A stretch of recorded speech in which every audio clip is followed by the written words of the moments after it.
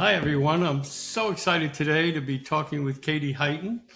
And so the City Biz audience can learn more about the extremely important work that Katie does as the co-executive director of Essential Partners. I've known Katie for quite a few years and have had the honor to experience firsthand some of the work she does. Katie has a master's degree in international negotiation and conflict resolution at the Tufts Fletcher School, and her research particularly addressed foreign policy and religious conflicts. Uh, During Katie's tenure at Essential Partners, she served as a program lead in the collaborations they do with local grassroots organizations across the country.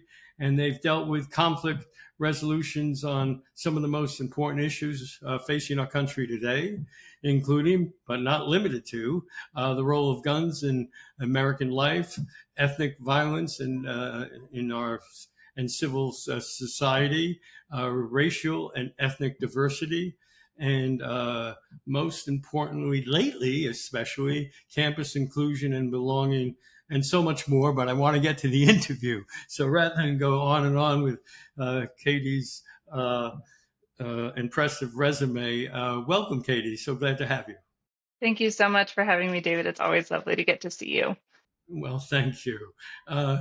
Maybe a best way to start would be a reflection. I mean, you've been with Essential Partners for quite a few years, but just looking back on this past year that just ended, all organizations in cultural or political reform have vast goals every year. But when you look back at your accomplishments in 2023, is there any particular of your so many events and programs that stand out as, wow, this exceeded our expectations and we're especially proud of what we accomplished and where this might head to?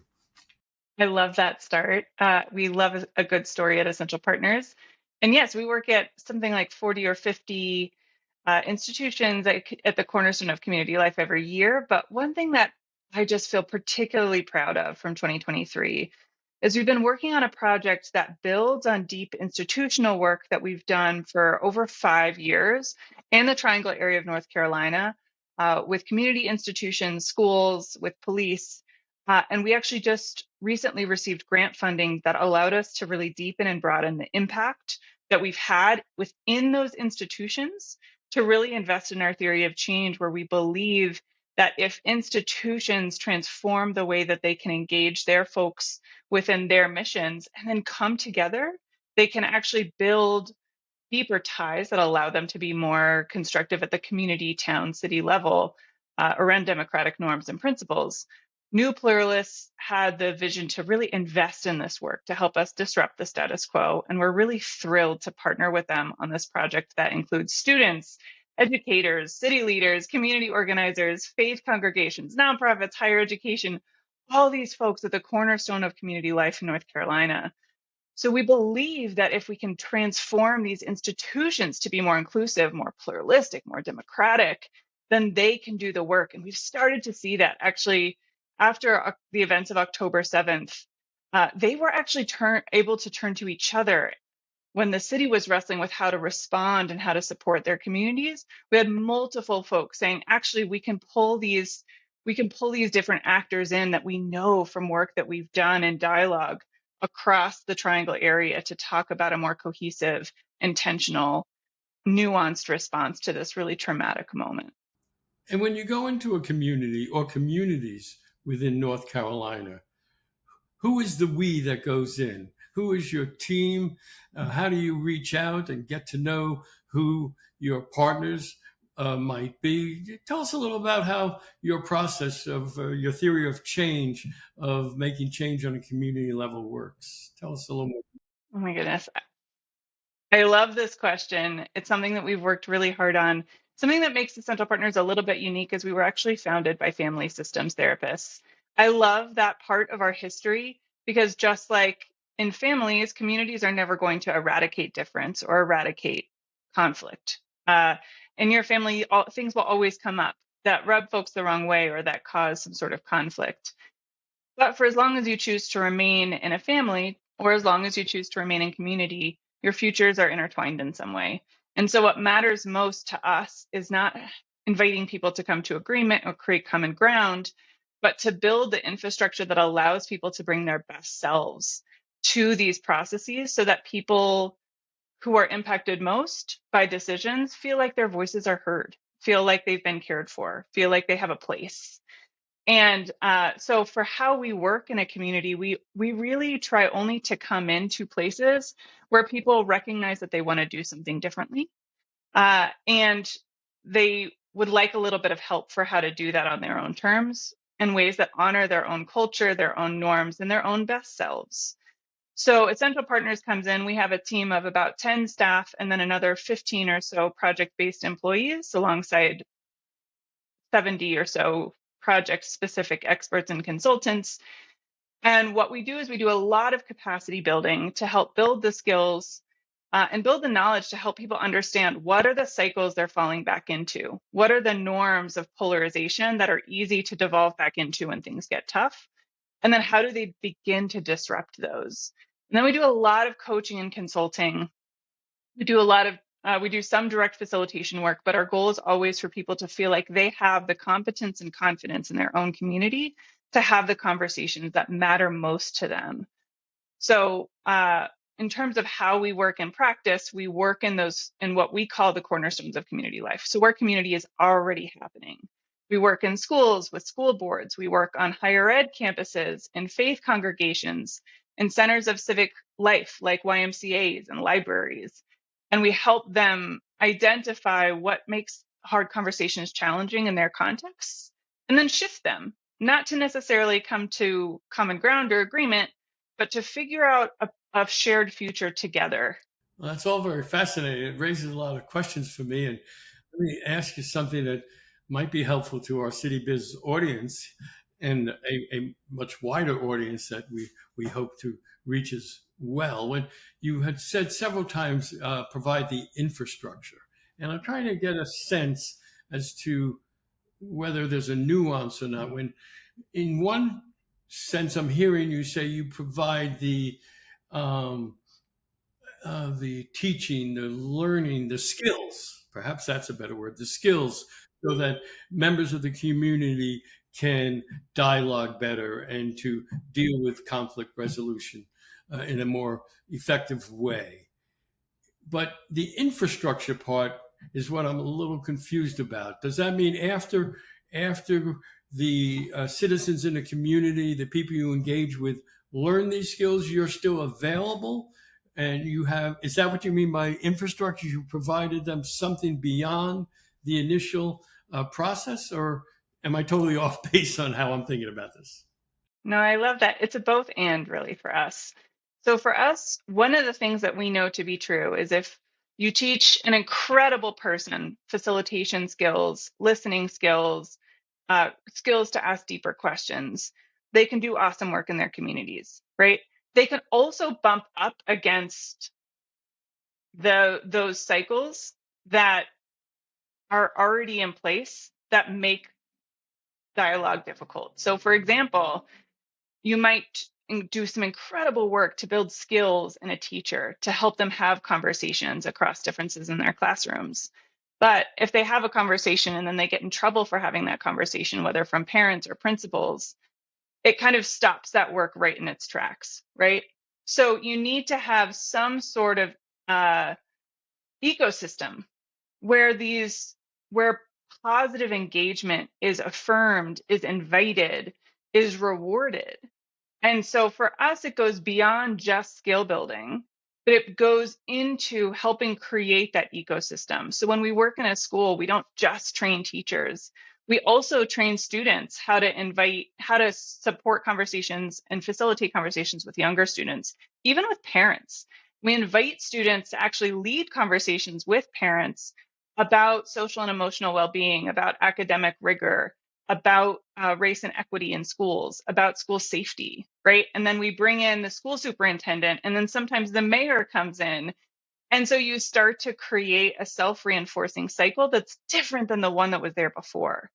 So that's why our work tends to take place within these systems, within a systems lens, because it goes beyond for us just teaching skills and then wishing folks the best. It's making sure that they're set up for success, whatever that looks like for them. Yeah. Well, I love that concept of an ecosystem. Uh, Without it, these could be very valuable efforts, but it could be a one-off. So by the creation of the ecosystem, the chances of it amplifying and scaling and being everlasting, which from the experience I've had with essential partners happens is much more likely to be reoccurring.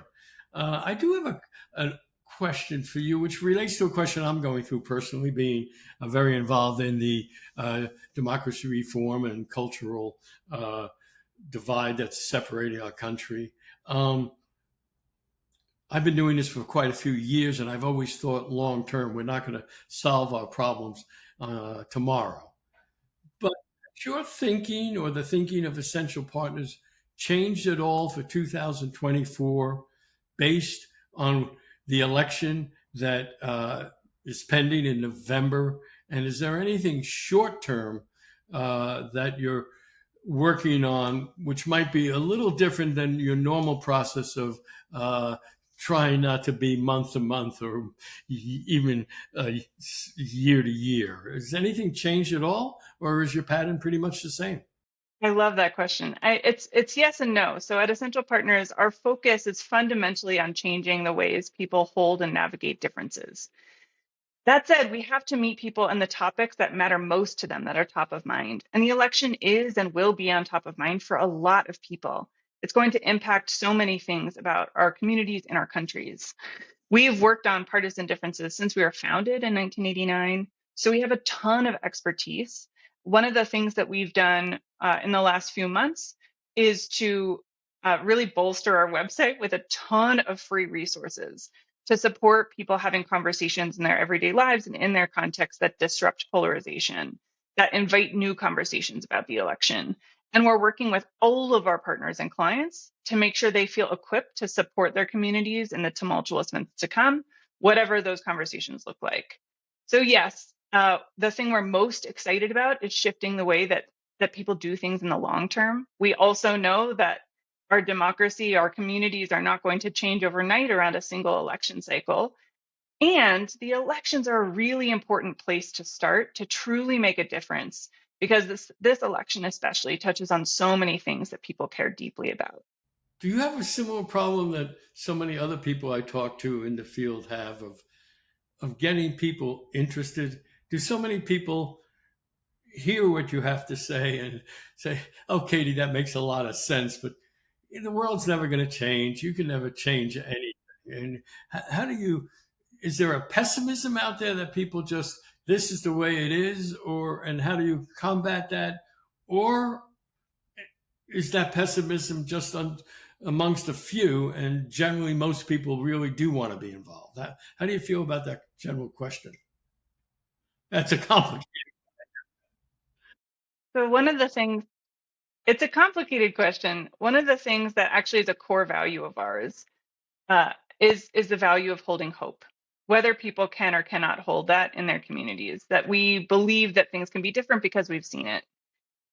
So it's true that I think a lot of folks are feeling just incredibly demoralized right now. In their communities, they feel unseen, they feel unheard, unrecognized.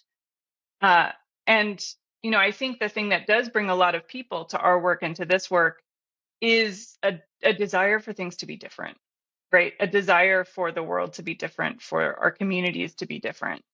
And then I think our task at Essential Partners, in addition to doing the very tactical and tangible work of skill building, of supporting people with resources and examples, is to just offer them and reminders of that hope that things can be different.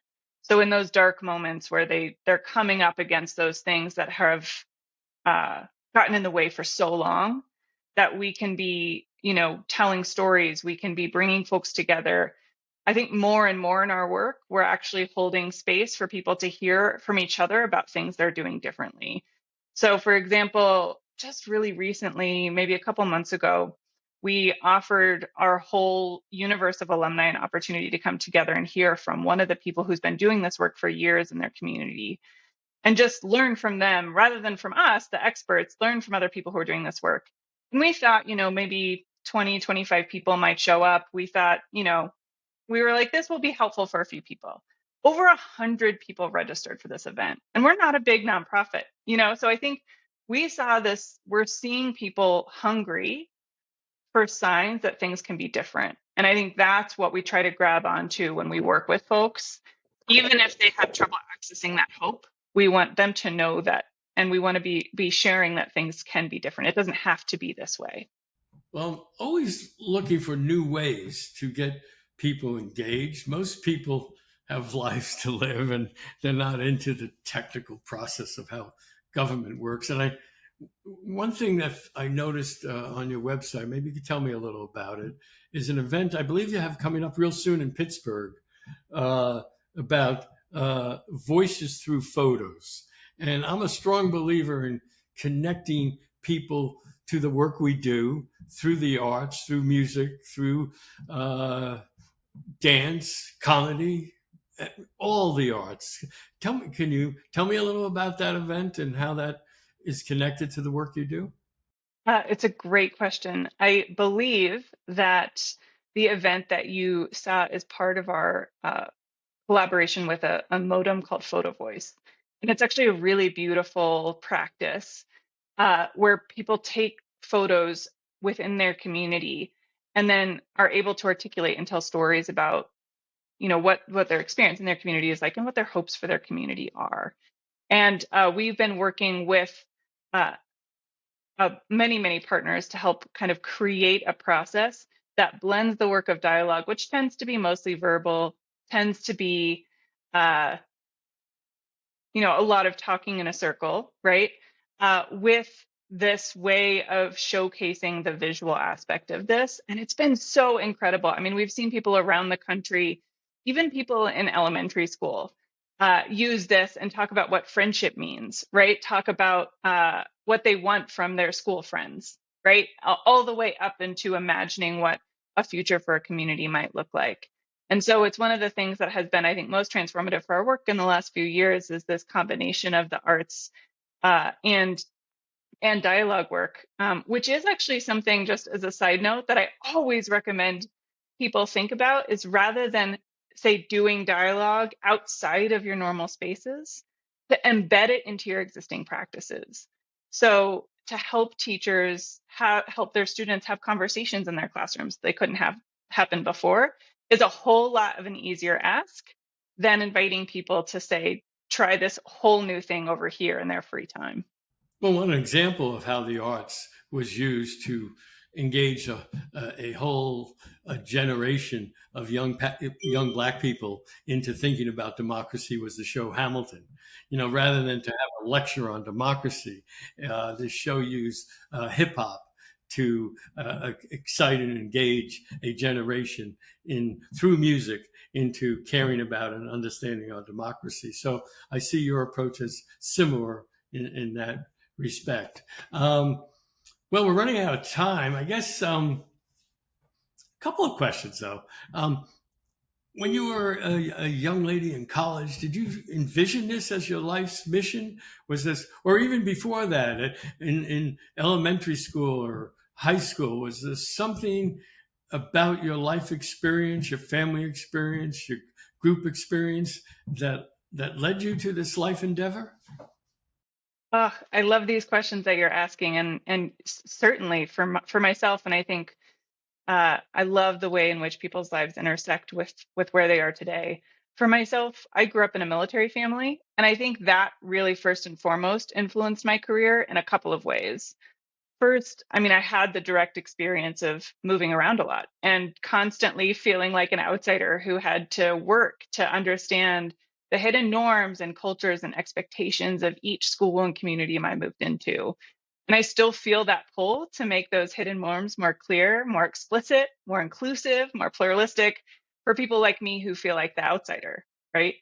But I think second, on a more macro level, and something that really informed my early career, especially that was mentioned earlier around my interfaith and religious conflict work. My dad was stationed in the Pentagon on 9/11, and for me, that event felt deeply personal. It was about my family, my dad. I still remember phone lines being down while he struggled to call the people on his team to make sure everyone was okay, and working for hours just to try to get through to people as we watched the 24/7 news coverage. And so while this personal event was happening for me and my family, for this whole world, it felt political, and it felt like overnight the world divided across identities and politics in ways that actually often didn't really connect with my own personal experience of what was happening. And so one of the things that I really love is that now I get to work at Essential Partners, where we try really hard to bring those two pieces together, to connect the personal and the political, to make more informed, more inclusive policies, even in really deeply hard and traumatic moments. Well, Katie, thank you so much for your time.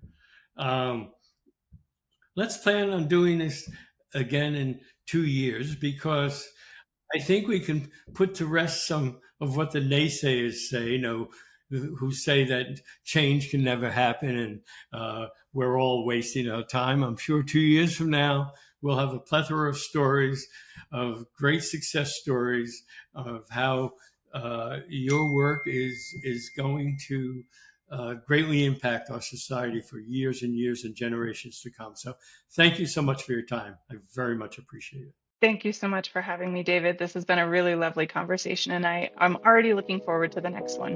Okay. Take care. Goodbye.